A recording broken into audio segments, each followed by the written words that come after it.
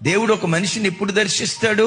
కీర్తనలో ఒక చోట రాసి ఉంటది, అరుణోదయమున దేవుడు ఆ పట్టణమును దర్శించుచున్నాడు. దైవజనమా, ఎంత అలసిపోయినా రాత్రి 11ంటికి పండుకో, 12ంటికి పండుకో, ఒక దైవికమైన క్రమాన్ని అలవాటు చేసుకో.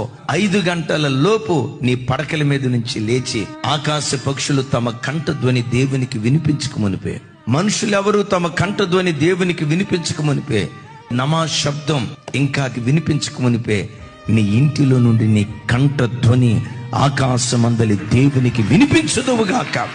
అలా నువ్వు వినిపిస్తే ఒక మాట అంట, నీ ఆత్మదీపం ఎందుకు ఆరిపోతుంది? నువ్వు నిరంతరం మండే వ్యక్తిగా ఉంటావు.